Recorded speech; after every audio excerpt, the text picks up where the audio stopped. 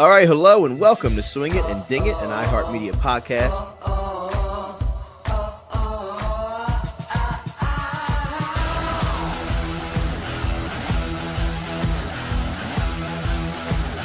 Man, this is a birdie fest.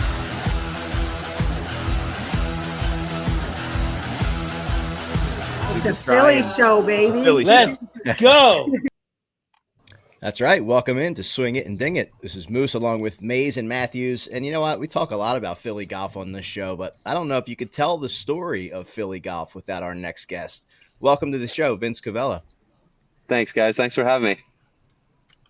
Absolutely. Looks like you were on site somewhere doing the thing that you do the most. Where are you coming to us from right now? I'm at my Florida home, Atlantic Beach Country Club. It's in Jacksonville area. It's a great place. It's my second home here. My first home still at Lanark Country Club in Philly, but this is where I spend most of my time now. It's down here in Atlantic Beach. Nice. A little warmer there this time of year than it is at Lanark, right? Yeah, for sure. 70, 75 and sunny a lot of days here, so it's a great place. So Vince, we talk a lot about the golf journey here, right? You know, how you started, how you got into things, where it's taken you.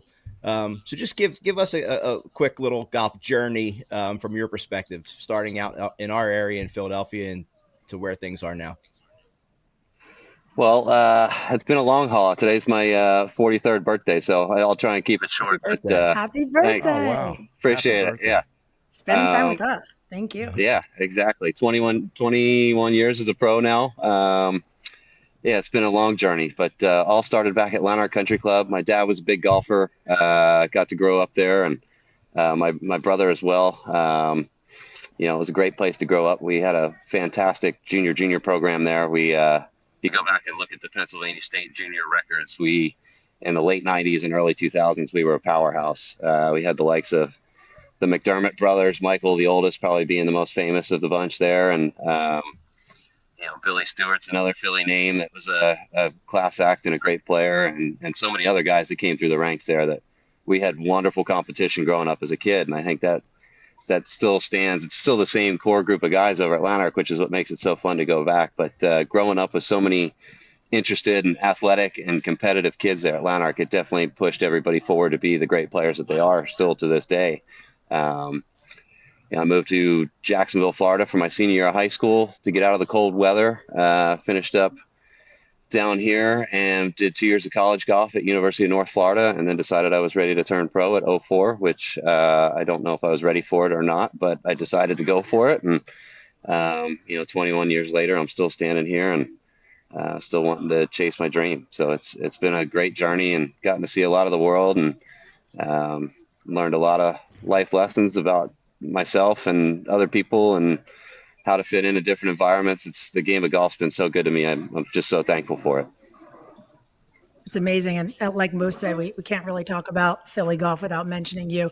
21 years, you said. So you've been around professional golf for quite a while now. You've seen kind of every side of the journey with so many changes and things happening right now. What do you think about the state of golf? I think, I'm not fully qualified to speak on the subject, but they're definitely doing a good job to guarantee that they get their top product on TV more often.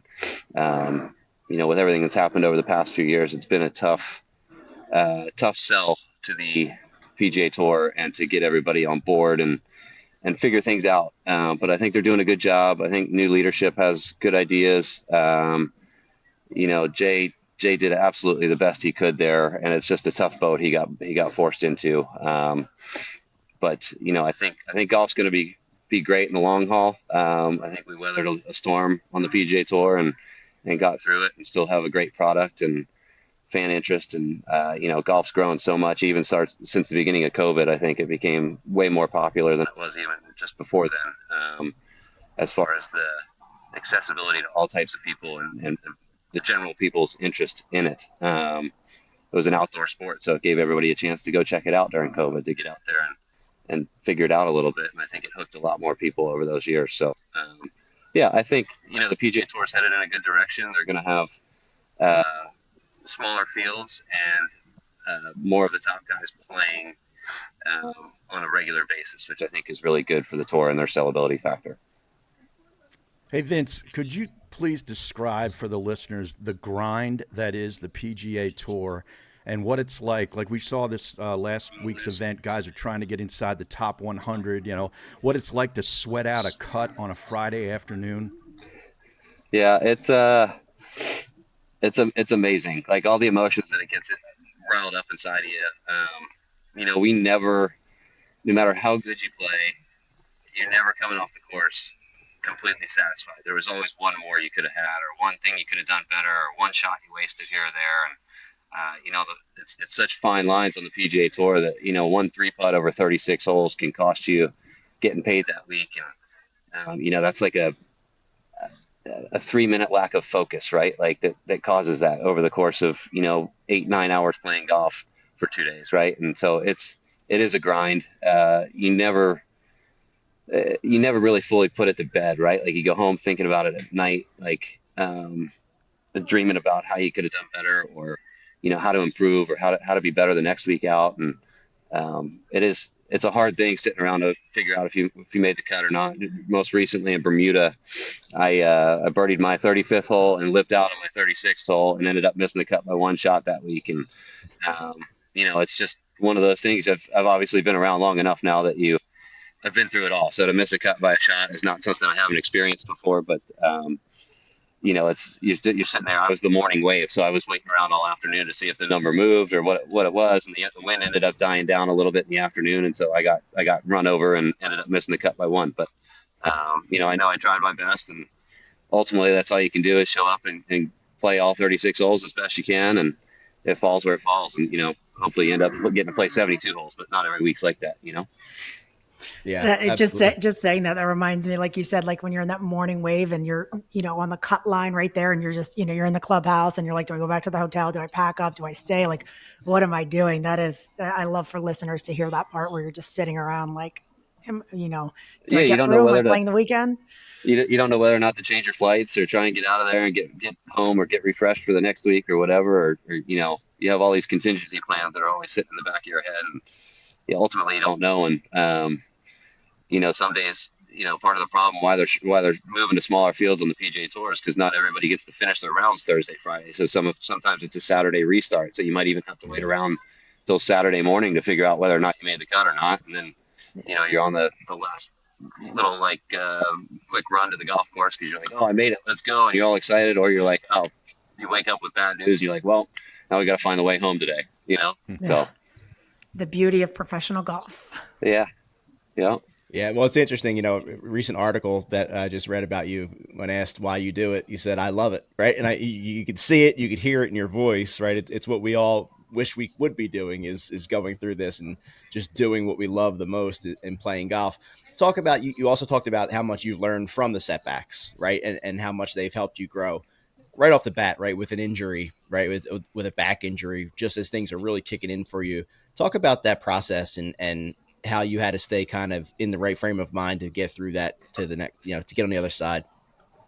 Yeah, the back injury was like a nagging thing that I had to push real hard for 3 years straight on the Corn Ferry Tour just to get out here, and I was getting up in age and playing a lot of golf. Like in 2017, I played 9 weeks in a row, and in 2018, I played 11 weeks in a row without going home. I mean, I get dropped off at the airport, and it's like, all right, I'll see you in 3 months, and nice knowing you. Yeah, it's crazy. So you're living out of one suitcase for 3 months straight. Like I had no idea what my hotel room number was that week, what color my rental car was, like any of those kind of things became tricky. Like as you got, 5, 6, 7, 8 weeks into it, it was, ends up being a blur, but you're just out there to chase your little white ball around and do the best you can. Like I said, and, win, pass or fail. There's only one winner each week. And basically everybody else after that leaves still hungry or foaming at the mouth to do better next week. And, whether you miss the cut or not, like every opportunity that you get out there is a chance to learn something from it. And like, if you win the tournament, great. Like you definitely learned what worked and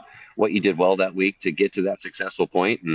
And when you don't, you get to look back and there's a million things you can pick apart to figure out what to do better for the next time. And I think that leads to growth. That leads to growth as a person and a golfer, because you got to be willing to take the bad with the good, and having the bad makes the good that much sweeter, right? When it actually does happen. Oh yeah. Truly. Yeah. Well, Vince, with kind of going right off of what you just said with growing and learning, 21 years out there, how do you prepare differently now, physically, mentally, even emotionally, compared to maybe 5, 10 years ago? It hasn't. I don't know that I've changed my routines or my deals all that much. I still am a grinder on the range. I mean, I spend lots of times hitting balls, and I think if I had to go back and rework my life, I would have spent more time on the chipping and putting green than on the driving range, because ultimately, like, the finality of coming down to making the putt on the green is what really matters. I've always been a ball striker, which is eventually what got me there, but we all want to make more putts, and the guy who wins the tournament is usually the guy making the most putts. We all hit the golf ball really well on the PGA Tour, and even on the Corn Ferry, or any of the mini tours for that matter. And it's the guy who makes the putts that's always in the top 10 at the end of the week. So, You working with a putting coach? I am not.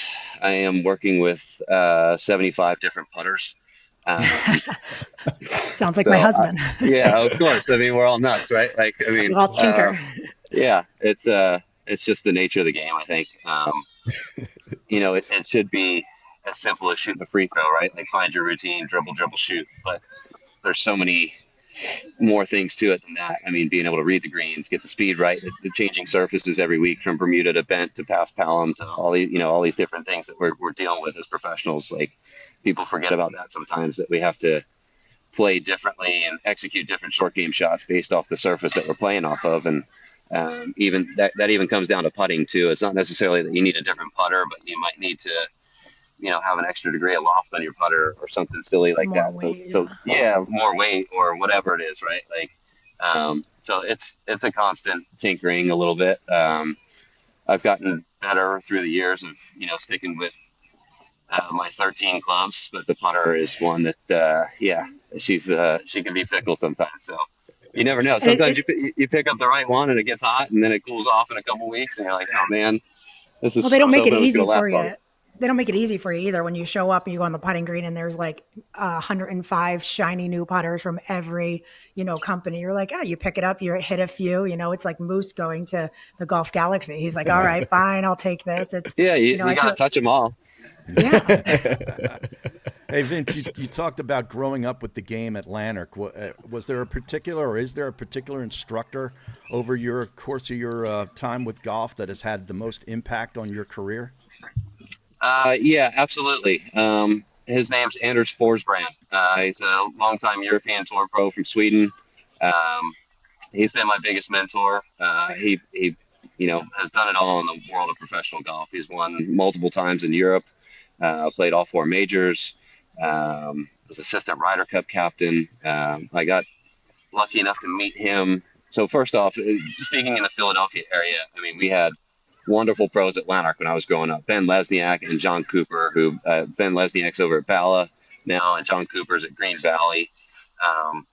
They would always take me out to play golf, and gambling's a big part of Lanark, so we would always go out and play for some money and figure it out there. And I was the young kid that they would always tug along, because they wanted to see me do well, and knew I could hang out there. So those two were integral in my youth growing up. And I ended up taking a couple lessons from a guy named Simon Holmes over at Aronimink, who taught Jay Siegel, who's another legendary Philadelphia golfer.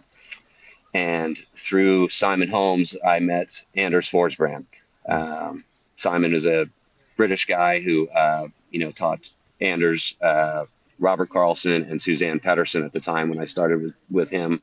And Anders was, I guess, about 40 years old when I was 17 or so, moving to Florida, and lived around the corner from me down here in Florida. So he took me under his wing, still playing competitively in those early days. And as he started to move on in his life, he spent more and more effort with me and time with me, and has been my long set of eyes and mentor to bounce things off of, ideas and strategies and swing stuff and all that kind of stuff. And he's been the biggest help to my career for sure. I mean, I wouldn't be where I am without him today. So that's my cool guy. That's my guy. I love him. Well, let's stick in Philly real quick, right? The Golf Association of Philadelphia, I think for people that aren't from the area, really just can't imagine the impact that that organization has, right? And just the level of golfers that it has put out, the type of events that puts on, and you know, talk about the gap for you, and I know competing and how that kind of maybe set you up to give you that competitive fire to take it to the next level of competing against really good golfers on a regular basis in the area. Absolutely. GAP is, I think it's the oldest golf association in the United States, I believe. Wow. And they've always done a fantastic job running tournaments and providing a place for juniors to grow their game. I mean, like I grew up playing all the local stuff around town, the Jock McKenzie. Um, Gosh, I can't remember some of the names of the other ones, but I believe the Jock McKenzie was at Sandy Run. Always looked forward to the Philadelphia Junior Boys. I had a showdown with Billy Stewart in the finals at Huntington Valley in the Philadelphia Junior Boys in like '99.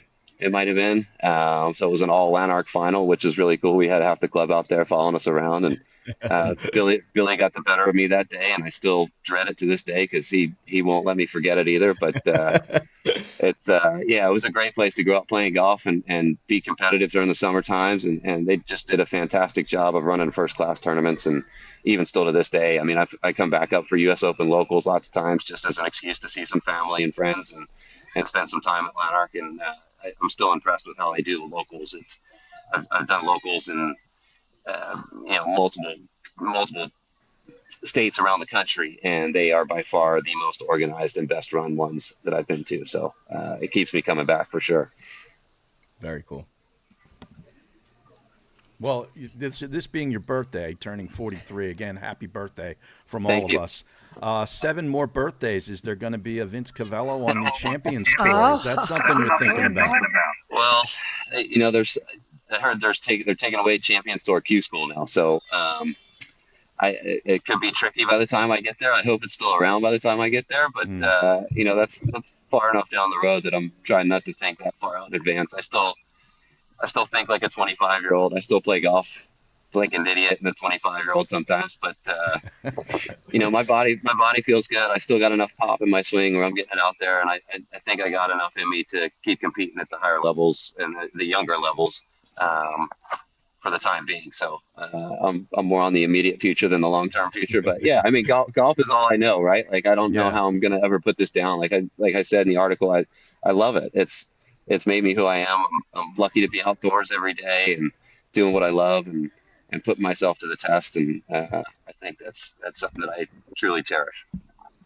And it's great to see you out there. I mean, I hadn't seen you since the NEPA Invitational. And I think we were at the John Deere, and I'm just walking out of the clubhouse and I saw you. I was like, wait, Vince, it's just, you're easy to root for, Philly guy.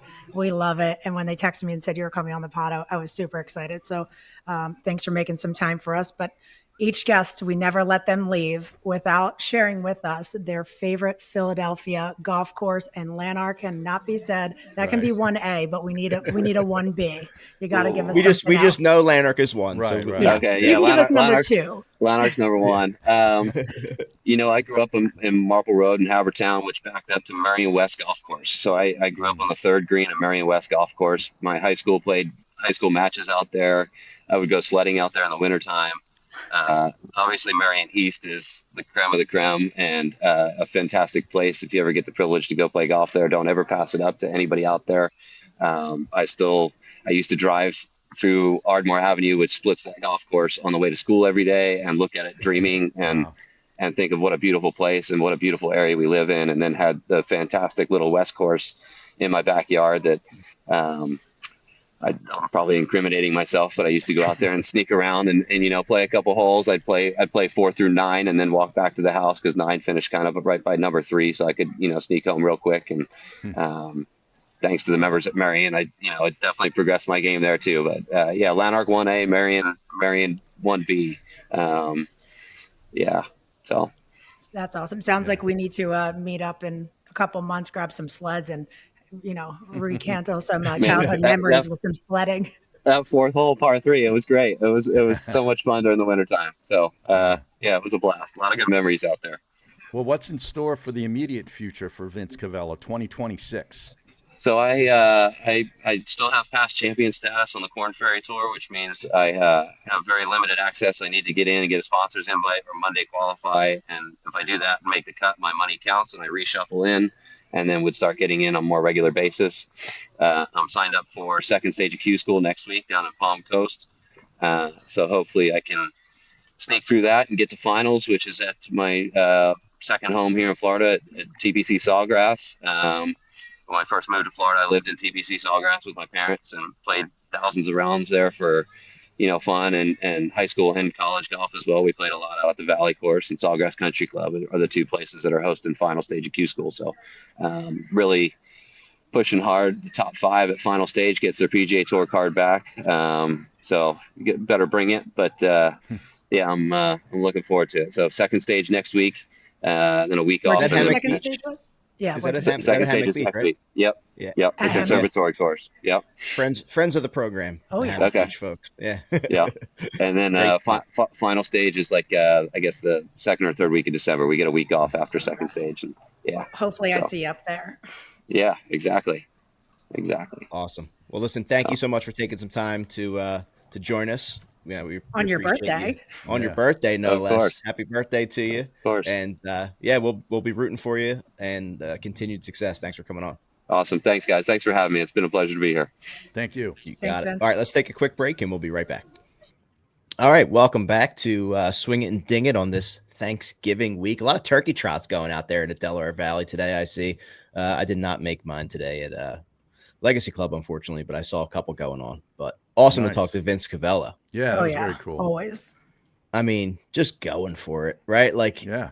it's like, all right, I didn't get here, I'm going here. I didn't do this, I'm going. Like, just this is my life, this is my job, and like, what else would I be doing? I love that attitude. Like, And Yeah. he said, he's like, I love it. I love Yeah. golf, He you know. loves golf. Yeah. Yeah. But it's just so cool talking to these guys though, because like the little things, the little intricacies that I kind of always forget about that. He said, like, if you do have that early start, or even if you have a late start and you're flirting with that cut line, and then it's canceled for dark, you got to wake up on Saturday at 3 a.m. to go play 2 holes Yeah. and maybe not even make the cut. Then, like, there's just so many but like, crazy think that, like we things, said, he, right? he birdies a putt on 17 and Lips then lips out out on and 18 misses by to miss. one. Mm-hmm. Like, I mean, like if I would never make it because my mental capacity, like I'd probably break a club in half or something, or like lasso it into a pond. Like, yeah. Yeah. Guess what? It was awesome hearing about Lanark because Lanark is such a great spot. And I Mhm. feel like it gets overshadowed to some degree. Like, I think it's a little bit like underrated. And I think it's just the great membership, obviously a very competitive Yeah. place to play golf. And when you talk about the guys like Coop and some of the other people from that area too, it's just really cool talking to Vince and getting his perspective on that. So and now I Awesome need to stuff. go come up there and go sledding at Marion yeah, once it snows. they have good sledding at Legacy Club too. A lot of the courses have really good I don't sledding. want you to be sledding. I don't want any freaking snow. Okay, Danielle, just stay Come in on Florida. down. Come Yeah, on. just Well, stay in I come Florida. back. You guys know me. I come back Yeah. because I'm like, I hate the hot and blah, blah, blah. It's been 80 every day. I come back for 40 minutes and I'm like, Yeah, you want fly me back. Get me by the exactly, pool. exactly. Yeah. Well, the RSM Classic, another first-time winner, Sami Valimaki, Yeah, first finish PGA Tour winner, also. Yeah. Yeah, Great ball gets striker. 2-year exemption, gets in the first 2 signature events. I think he fell right past that number, but he gets into the first 2. 51st. Yeah, 51st. So he's in that Aon next 10. yes, He leads that off. So yeah, he's in the Genesis and the Pebble Beach events, Moose. That's Mhm. good. and then he can make some moves from there. But yeah, a lot of obviously movement in that tournament. A lot of people watching that line to see where it would fall. But another first-time winner on the PGA Tour. Yeah, and he was a hockey player too, Moose. Obviously coming from where he It gotta grew be, up. right? One of his cousins is in the NHL. Juuso Valimaki. I don't know if you've ever heard of him, but he is currently in the NHL. And this guy wanted to be a professional hockey player and ends up a professional golfer. And I first came in contact with him. I remember him going toe to toe with Jake Knapp a year or 2 ago in Mexico when Knapp won his first event. And it was pretty cool to see these guys battling it out on a Sunday afternoon. But yeah, I mean, he's been grinding. He's been closing in on this win for quite some time. He's been close, and now he finally got it over the line. And like you said, he moves into the 51st on the FedEx Cup. So that brings with it a lot more opportunities to make some money.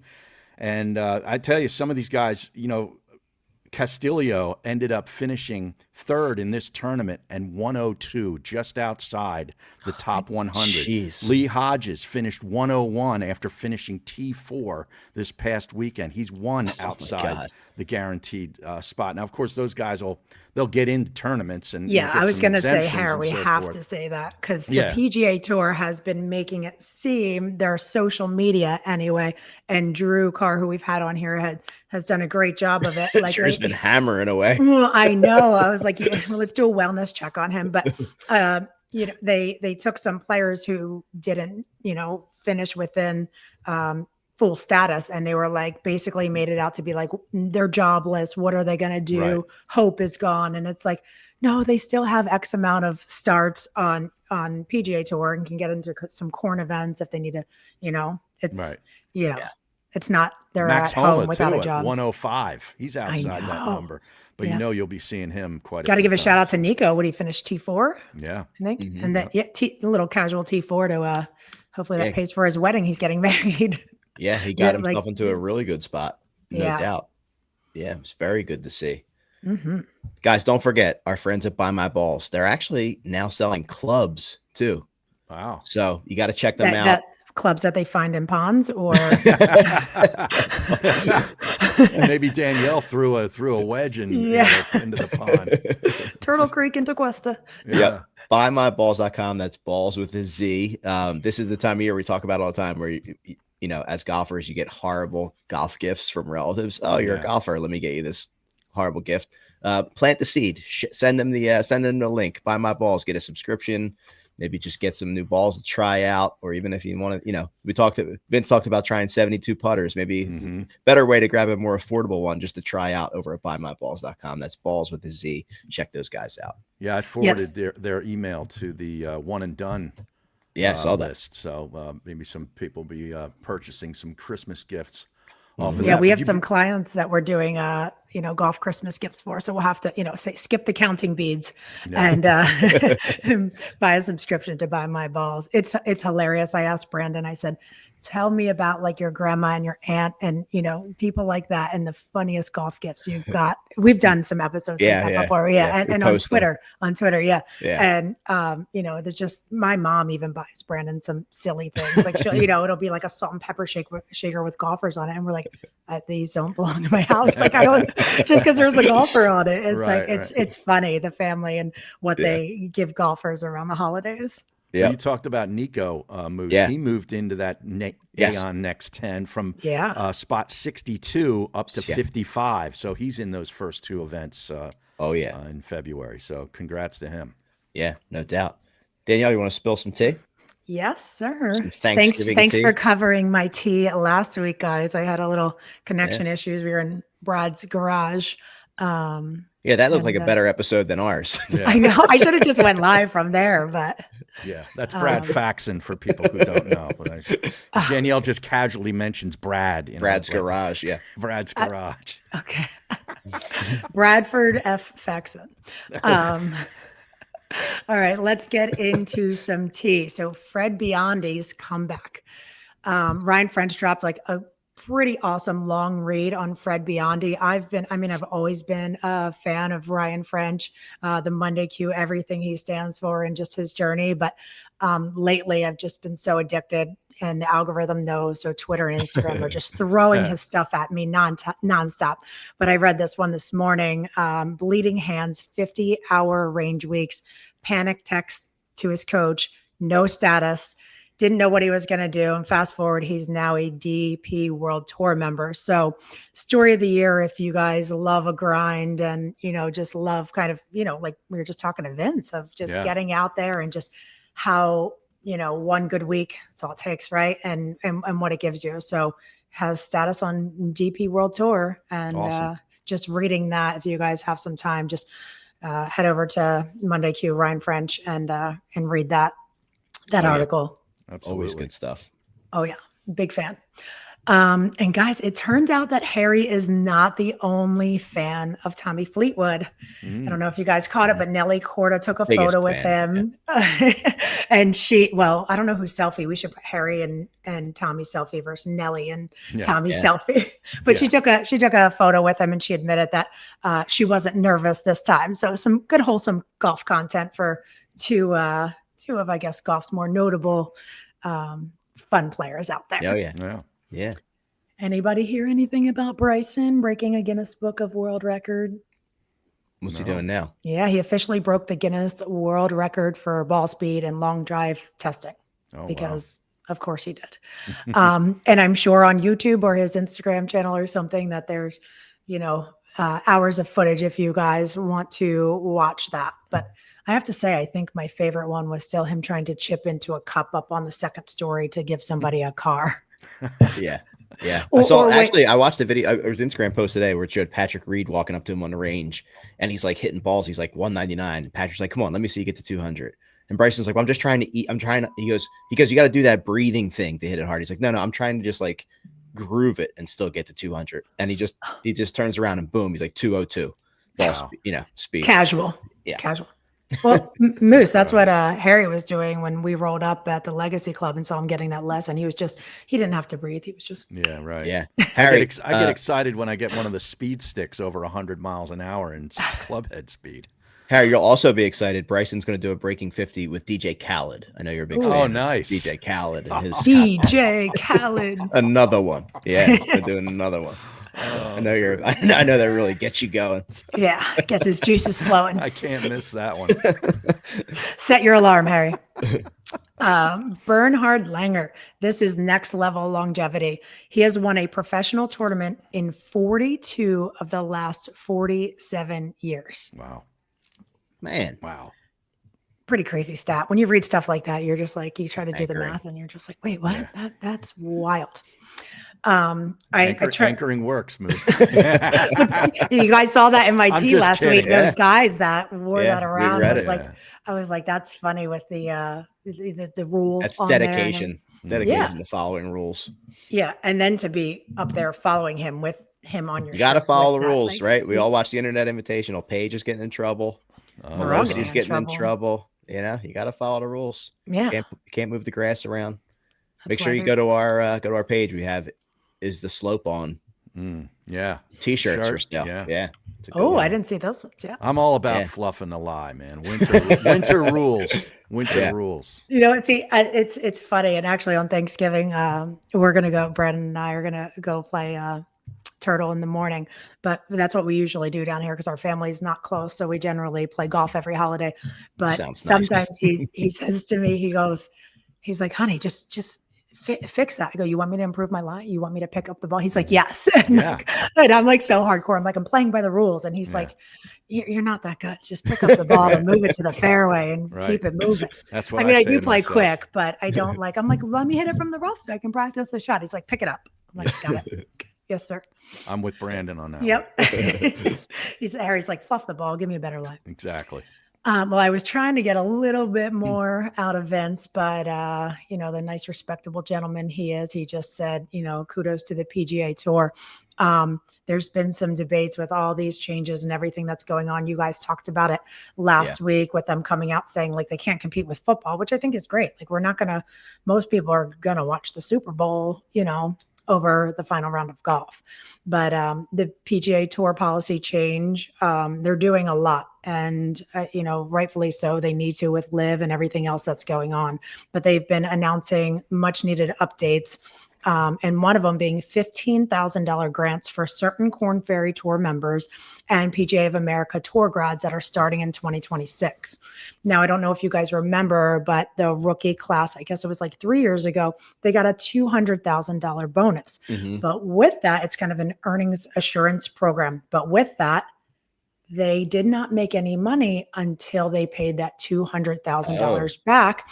And on top of that, they gave it to you in Q4 before you started your previous year. So most of these guys having the most success that they've ever had on Korn Ferry to be able to get status to get on tour are already in a higher tax bracket. And then in December, they throw $200,000 extra at you. So you're paying back X amount in taxes. And now you have that loan, as you said, that you're paying back. So with this, $150,000 is the second change that they have. $150,000 earnings assurance for PGA Tour members outside of the top 125. So you have to play 12 events, and then the tour will make up the difference if you don't make that 150. So you will not have to pay that back. So finally, something that's helping these guys out there grinding. Because again, I always like to point out that there is no team jet, there is no team hotel, there is paying, anywhere from $1,500 to $2,500 a week for a caddy, paying for a hotel, everything else. I forget his name off the top of my head, but there's always that guy on social who shows you his earnings. Yeah. So yeah, just, I think that this is a positive in the direction that they're going. It helps these guys continue chasing a dream where some guys have to give it up because they're flirting around that, 30 age range. And it's like, hey, I can't keep moving forward with life making $26,000 a year. So, and also guys, we talked about slope rangefinders allowed full time on the 2026 Corn Ferry Tour. So great for players relying, or not relying on it, but just using it. We'll see if it speeds it up at all. Don't know for sure. I guess it hasn't. Haven't they tested that before and said it didn't improve speed? I don't think it really changed much. Whatever, but they have caddies still doing their routine and then end that, right? Yeah. They're not going to just abandon their routine. They're just going to do it and then they're going to check it. They're still going to walk off the pace. And I like the GPS more than the rangefinders, or anyway. Yeah. A lot of times I have a tough time getting the stick right. Getting in the GPS does a great job. Yeah. All right. Well, guys, that is the tea, and that's brought to you by Wear SPF. Just because the temperatures are cooling off doesn't mean the sun stops doing damage. Whether you're out on the course, watching football, or just running around town, you still need protection that works. Wear SPF by Justin Thomas is dermatologist tested, sweat resistant, and keeps your skin safe year round. Check them out and order some today. WearSPF.com. That's WearSPF.com. Wow. Beautiful. I know. All right, we got the. Go ahead, Harry. Sorry. I know we'll be watching the Eagles on a Friday afternoon at 3 o'clock. But the Skins game returns that day, and it's on Prime. We talked about it last week. But Fleetwood, Lowry, Schauffele, and Keegan Bradley are the four guys playing at Panther National. Have you been over there, Danielle? The one that's designed by JT and Jack? Not too far from you. More inland, I guess. It's a little west. So more inland, like you said, but I have not, but Brandon plays, I think weekly out there. We talked about it slightly before when he was out there, I guess a couple months ago. He was behind all the Ryder Cup guys out there prepping. But I heard the place is just awesome. I think I've put on Brad's social before, a little recap of it too. So I haven't been out there, but I've heard nothing but great things about it. Yeah. Well, it's going to be a big promotional tool for that place because I had heard that they were having trouble selling homes out there. Well, and honestly, the homes, it's a little bit further out. It is. It's inland. Nobody really wants to go too much further. Like when you live this close to the coast, you don't want more than a 15-minute drive to the beach. So like it sounds silly, but going 15 minutes further, like I don't know, it's like moving to like the Poconos. Do you want to drive like 30 minutes to a grocery store? Like, but there has been a lot of change with it's underway with a lot of land being purchased, and then they're creating like the stores out in that direction. But I know at least two people who did move out there because I don't know, I guess they just wanted to, and then after probably 6 months they all sold their house and came back this way. So definitely some truth to what you said with having some struggles. I'll be interested in checking it out though. But the course is beautiful.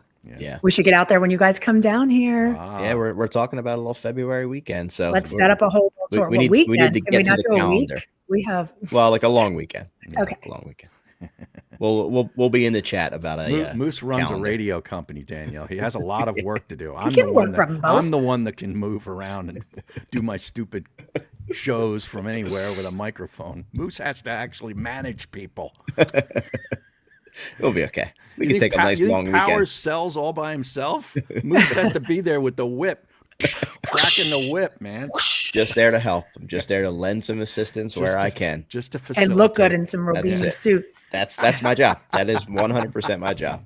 Right? Crack a joke or two, look good, Yep. and help close deals. There you go. All right. Well, thank you Are to you Vince Covello for. Actually, I'm going to come down to your team. Thank you, Vince, for coming on. Good luck to him. Yeah, he's starting right off at Hammock Beach for Q School for Corn Ferry Tour. So, and and make sure if you are placing some wagers, check out our friends at BetParx. Always have the best stuff going on there. And we'll be back next week. Thank you.